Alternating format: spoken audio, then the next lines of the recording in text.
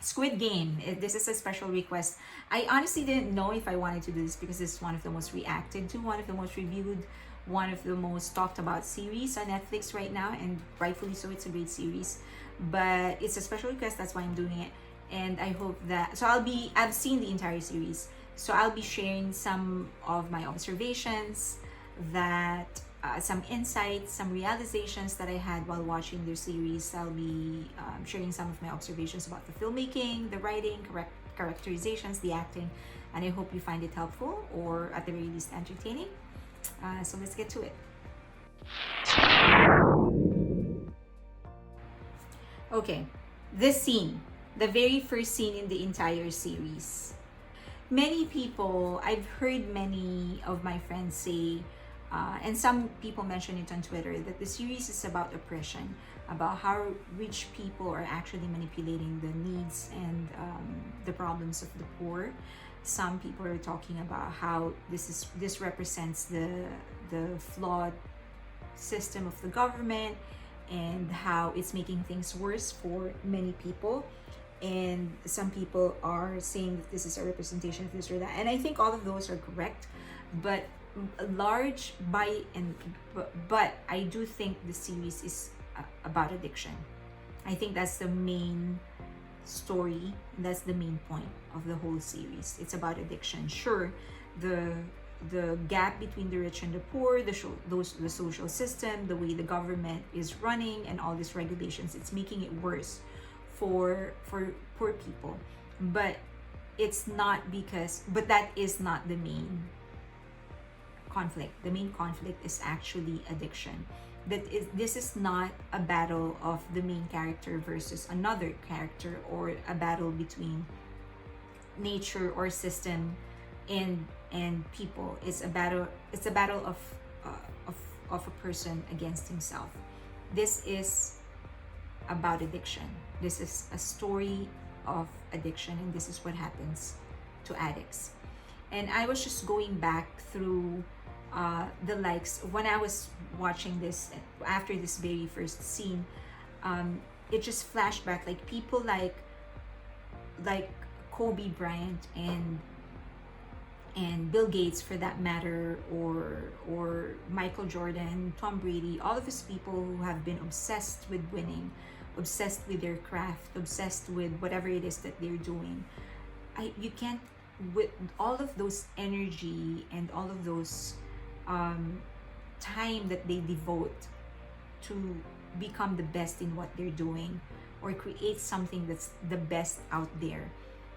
This is not normal. These people are addicts. It's just that they were able to channel their addiction to something productive. The ones that are not so fortunate became addict on drugs, alcohol, sex, killing, other things. But they are made from the same mold.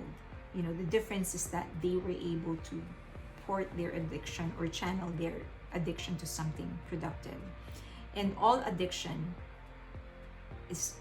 they start early, and most of the time they're inborn. So you're either an addict or you're not an addict. It's just a matter of being able to channel where that addiction is going to go. Now, in this very scene, this child, number one, has just a brilliant actor, because you can see it in his face. The exhilaration, the excitement, the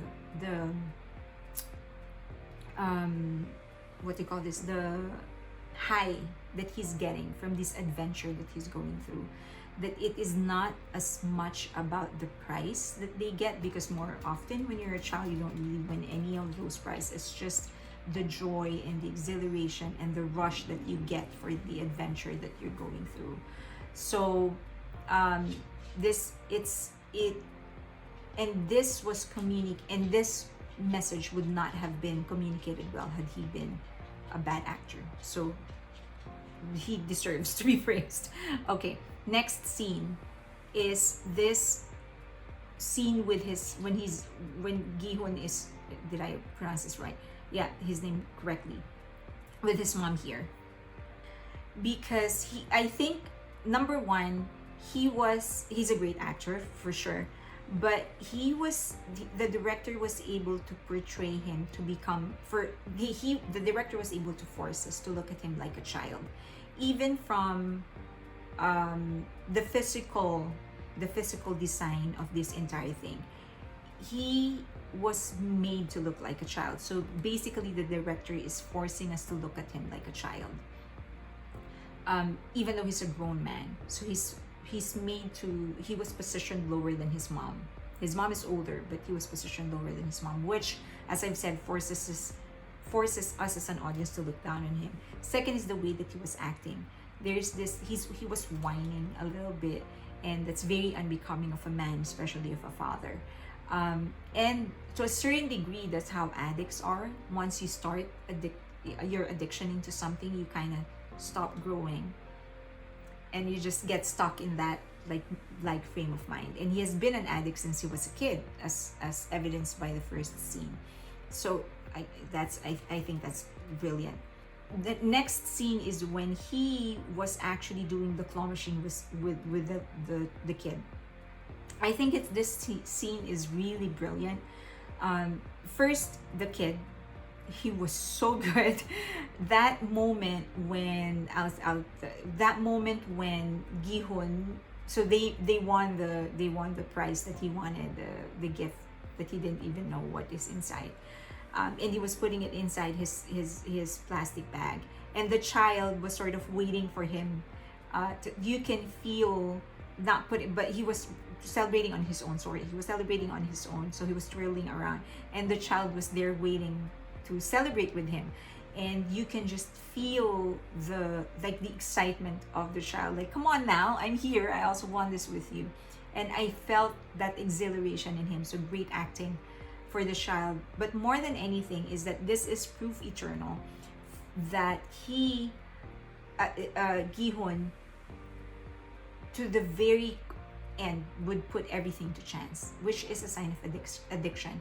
He's addicted to the unknown. He's addicted to gambling. Instead, he had some money, and he was using it he had some money to buy something, and he could have easily walked up to a store and buy something simple. Doesn't have to be anything grand for your child, but he would rather leave it to chance. He would rather use that money in a claw machine, and of all those stuffed toys that were in the claw machine, he chose to go for that item that he doesn't know, because it was in a gift wrap, so he doesn't know what's inside. He would rather go for that rather than go for the other toys the other dolls that were in there that he could see. So to the very end, he wanted the excitement of the unknown, rather than going for something sure and certain. So again, as a clear demonstration of addiction. Now, for this scene when he was with his kid, it's two things that I think was brilliant in this scene. And it was both because of the direction and because of the acting, but more because of the acting. I felt we saw just how good Gihun could be as a father, with that brief, relaxed conversation with his father, with his child. You saw just how they connect. He wasn't crowding her daughter. He wasn't hugging her daughter, touching her relentlessly. They were relaxed. They were just talking, and you can feel the love between them. You can feel his love for her. So you could, through how relaxed he is, you could feel just how good of a father he could be, the potential that he has as a father. But you could also see just how much out of control he is with his life, that's causing him to not be a good father, because of this addiction that he's into. It is incapacitating him to show the love that he has for his daughter. So as I've said, it's a little bit of a direction, but more because he's just a great actor. Okay, next is this scene. And then he was like, oh, finally I won. I get to slap you. And then he got stopped. Because, again, this is how addicts are.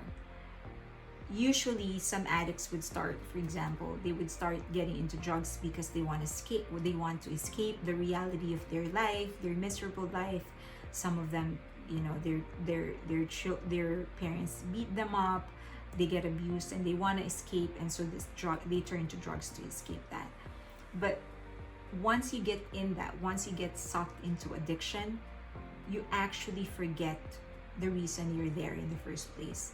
You forget that you started getting into it because you wanted to forget, and now that you have the chance to get out of it, get out of that life, you're 18, you can go away and live on your own and try to fix your life, but you don't, you just continue with your addiction because it makes you forget. Addiction makes you forget about everything else, and it just sucks you into that addiction. The same thing with gambling. Here, he started doing this because he wanted money. So he started playing this game because he wanted money. And so he kept on losing, he kept on getting slapped, and so he kept on getting sucked into addiction. And finally, when he won, his original purpose was to win money, and he forgot about that. What he wanted was to get back and slap back the man that he was playing with, until he was stopped at that moment and the money was put on his hand. That's what addiction does to you. You just forget about everything else, and you just get sucked into addiction. At some point, you will just lose it, and everything else doesn't matter, and all you become is an addict, and you lose everything else. The same thing, and they demonstrated perfectly that through this scene. He was there to win the money. He finally had the chance to win the money, and he did not want that. He forgot about that. He just wanted to slap the man. Brilliant. Next is this scene when Gi-hun interrupted Doksu. So Doksu was actually beating up Kang Sebyok, the girl, and then Gi-hun went in to interrupt. It's another beautiful fusion between direction and acting, because then I was left to think, wait a minute, were you trying to save her, or did you just wanted also a piece of her because she nicked you, because she stole his money earlier, and he recognized her. And the way that he acted when Doksu confronted him why he was interrupting him beating Sebyok, a certain question was left in me, because there was something in his eyes that made me question whether he just also really wanted a piece of her, or he was really trying to save her, because she was obviously, you know, he was beating her up, and she's way thinner, you know, she didn't stand a chance. And so there is this attempt from the director's point of view, there's attempt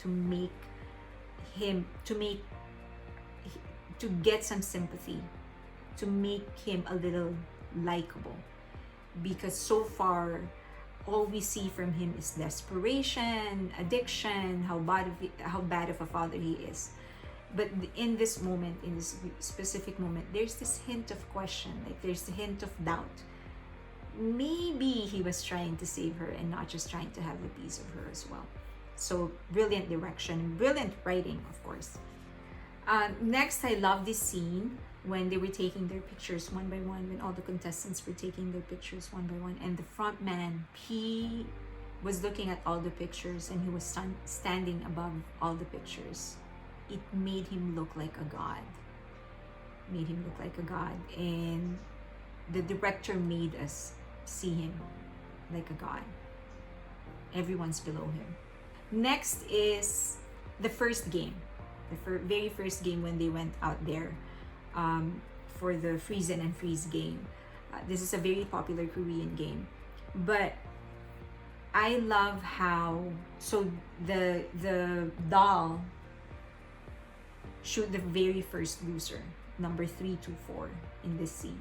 Because many of us, when we get into something, whether it's a dare or a game or a new adventure or move into a new country, almost always we kind of know that it's something like when we, for example, a marriage, or you get into a, you travel, for example, you know that it's going to happen, but things aren't real until they are. You don't really know for sure what you're getting into until you're in that situation. And in here is the best demonstration of that, because they knew they were going to get into a game. They signed the contract. They knew the conditions. They knew the rules. But it wasn't until this moment when they first realized for sure someone died, that they were all able to realize that they were all able to realize what this is that they're into, what they got themselves into. And this moment right here, when the woman was screaming, holding her face with all the blood of the other contestants on her, that was again brilliant acting, because that's exactly how most of us feel when we realize what we're really into, when we get into trouble. Things aren't real until they're not. Things aren't real until they are. I don't know who this actress is, but she deserves an award. That's brilliant. And she got some exposure there. There's a tight close-up. That's a tight shot on her. The addition of Tripati Anupan, or Anupan. So Tripati Anupan, which is he ended up being one of my favorite actors and characters here in the series. So I'm not really sure if this was because the series was produced by Netflix. I don't know if this is a mandate from Netflix to actually add some diversity into the series, or if this was a decision of the writer and the director.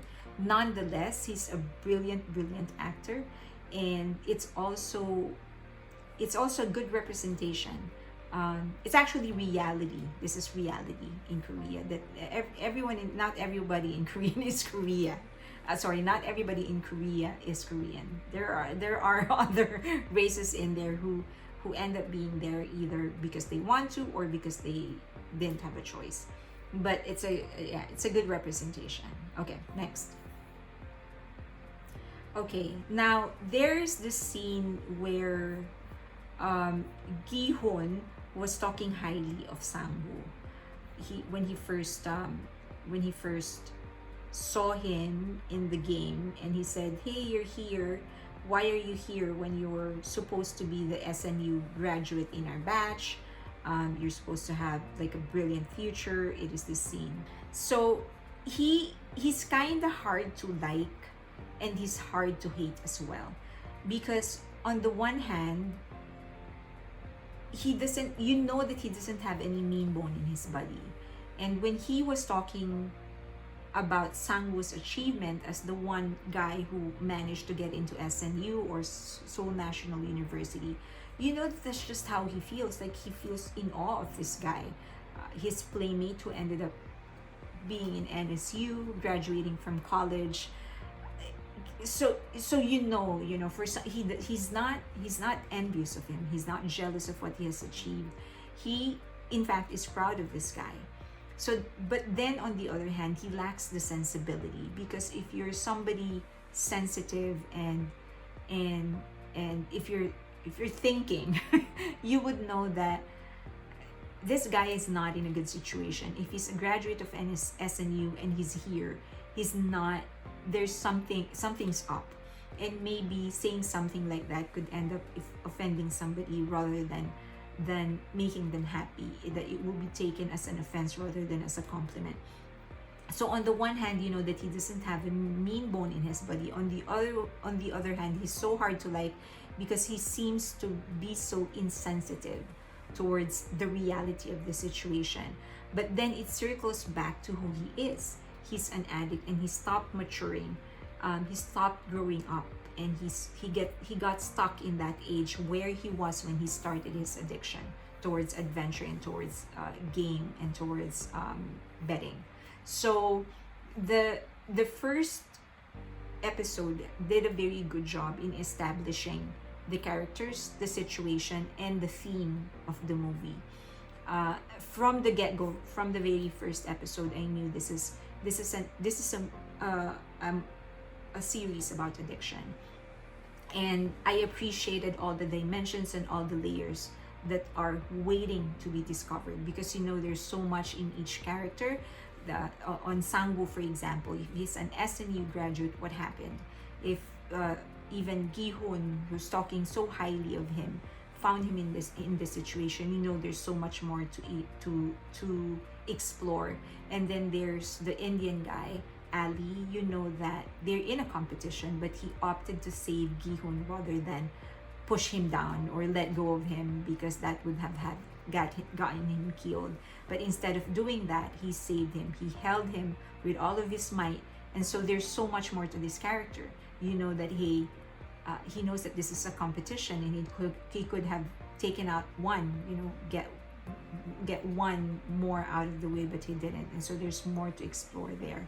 And then there's this woman that was getting beaten up. Sebyok was getting beaten up by this gangster, and then there's this gangster who's there. So there's a lot to explore, and episode 1 did a very good job at setting it up. And next episode will be episode 2.